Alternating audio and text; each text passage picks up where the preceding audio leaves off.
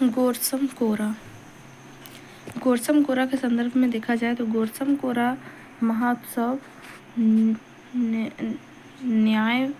न्यायमजंग शाह नदी के किनारे जोमीथांग घाटी में आयोजित किया जाता है। गोरसम कोरा महोत्सव के बारे में जो है ये इसका स्थान है। यह महोत्सव गोरसम चोर्टेन नामक 93 फीट ऊंचे स्तूप में आयोजित किया जाता है, जिसका निर्माण 13वीं शताब्दी में स्थानीय भिक्षु लामा प्राधार ने कराया था। गोरसम चोर्टेन, जो तवांग मठ से भी पुराना है, में संस्कृति प्रदर्शन और बौद्धिक अनुष्ठान किए जाते हैं। इसका महत्व है कि यह उत्सव चंद्र कैलेंडर के पहले महीने के अंतिम दिन मनाया जाता है, जो भक्तों को आकर्षित करता है जो आध्यात्मिक ध्यान और पुण्य प्राप्ति के लिए स्तूप की परिक्रमा करते हैं। जोमीथांग घाटी, जहां यह बौद्ध स्तूप स्थित है, ऐतिहासिक महत्व रखती है क्योंकि 14वें दलाई लामा को 1959 में तिब्बत से पलायन के दौरान यहीं शरण मिली थी। यह उत्सव शांति, समृद्धि और सामुदायिक संबंध का प्रतीक है। साथ ही यह मोनपा जनजाति की समृद्ध बौद्ध परंपराओं को भी दर्शाता है। अंतर्राष्ट्रीय भागीदारी। भूटान और अन्य बौद्ध क्षेत्रों से आने वाले पर्यटकों सहित श्रद्धालु इस महोत्सव में भाग लेते हैं, जो इसके वैश्विक आध्यात्मिक आकर्षण को रेखांकित करते हैं।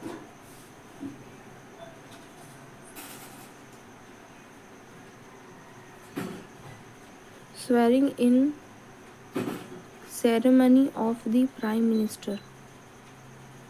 इसके संदर्भ में है कि प्रधानमंत्री नरेंद्र मोदी ने 9 जून को शपथ ग्रहण समारोह में भारत के प्रधानमंत्री के रूप में शपथ ली।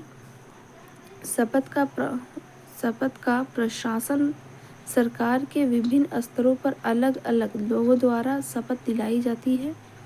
राज्य स्तर पर राज्यपाल मुख्यमंत्री और मंत्रियों को शपथ दिलाते हैं। राष्ट्रपति प्रधानमंत्री और केंद्रीय मंत्रिमंडल को दिलाते हैं। भारत के मुख्य न्यायाधीश, सर्वोच्च न्यायालय के वरिष्ठतम न्यायाधीश राष्ट्रपति के कार्यकाल का संचालन करते हैं।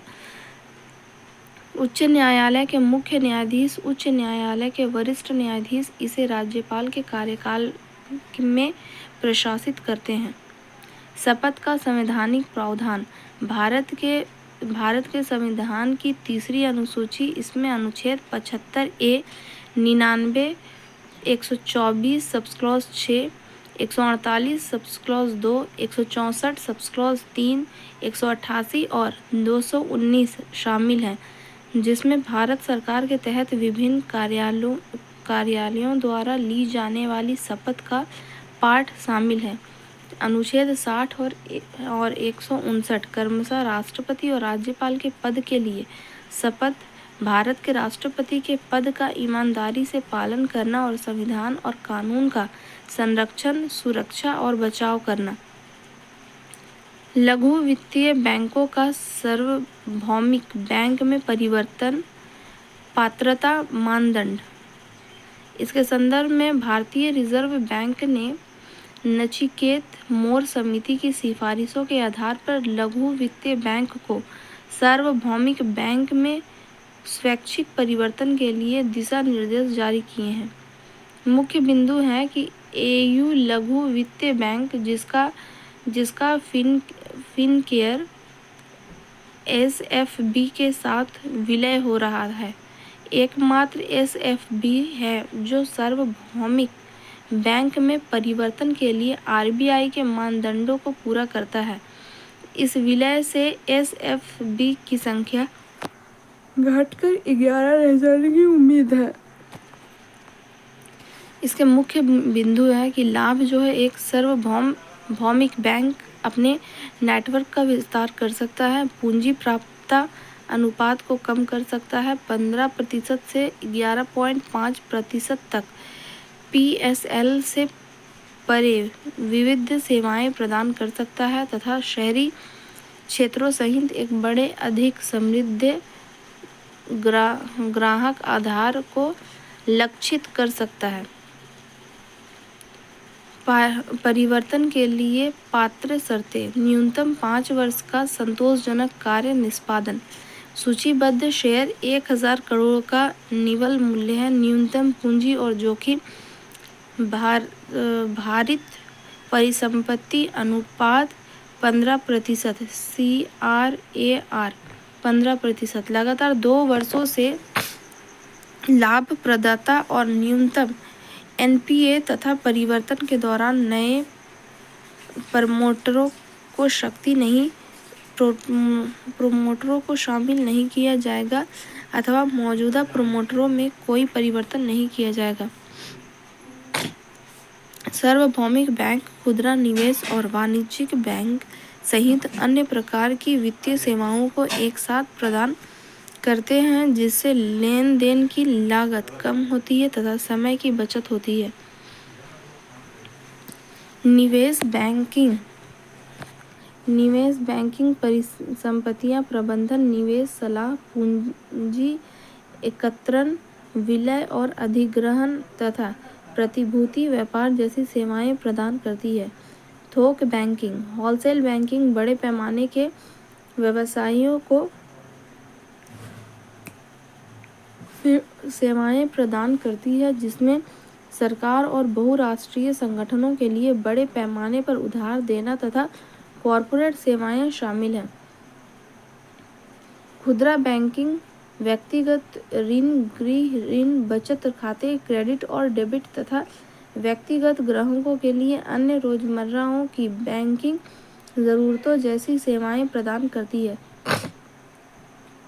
ऑपरेशन द्रोणगिरी, विज्ञान और प्रौद्योगिकी मंत्रालय ने ऑपरेशन द्रोणगिरी और एकीकृत भू-स्थानिक डाटा साझा इंटरफेस शुरू किया।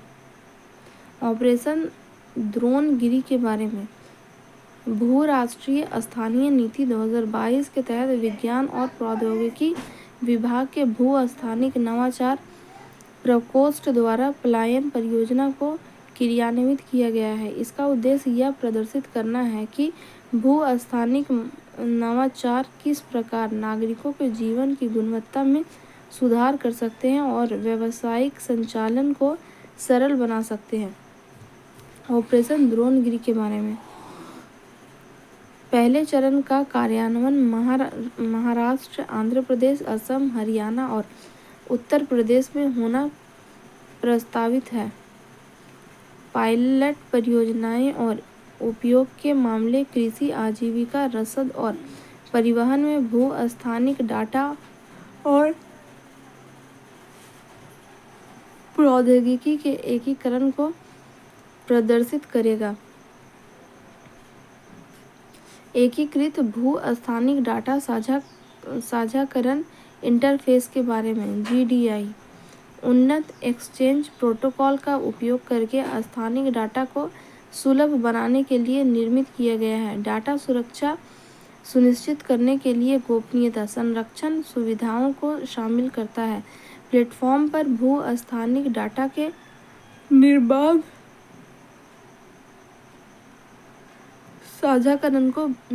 साझाकरण को बनाता है।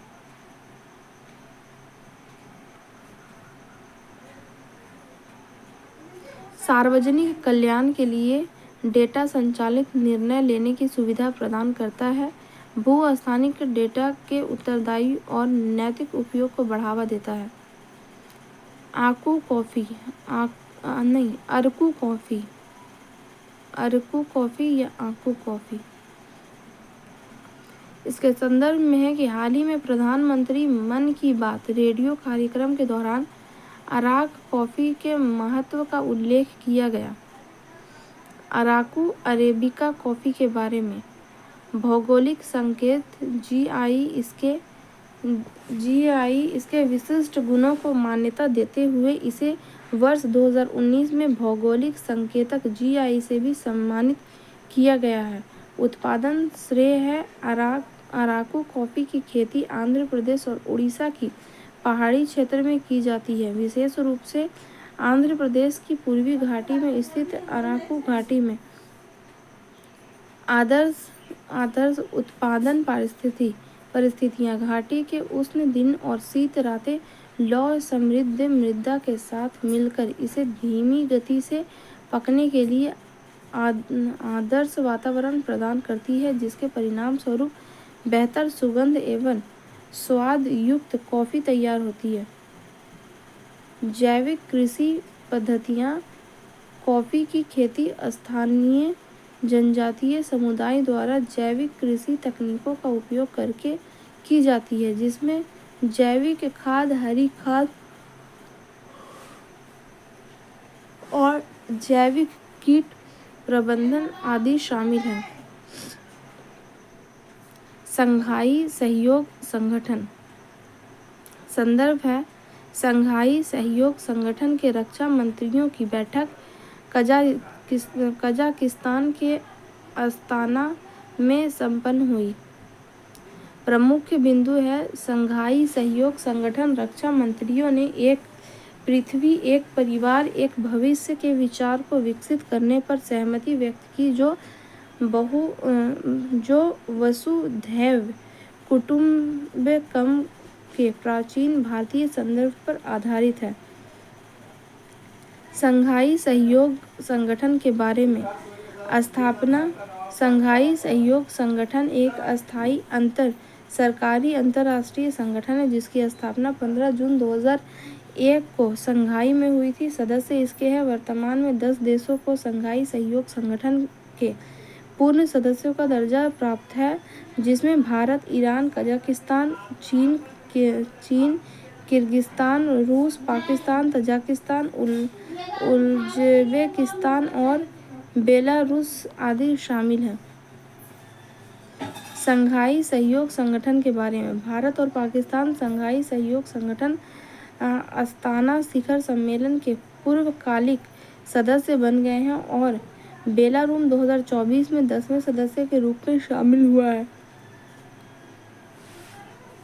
इसके अध्यक्ष है। शंघाई सहयोग संगठन की अध्यक्षता सदस्य देशों द्वारा 1 वर्ष के लिए रोटेशन द्वारा की जाती है।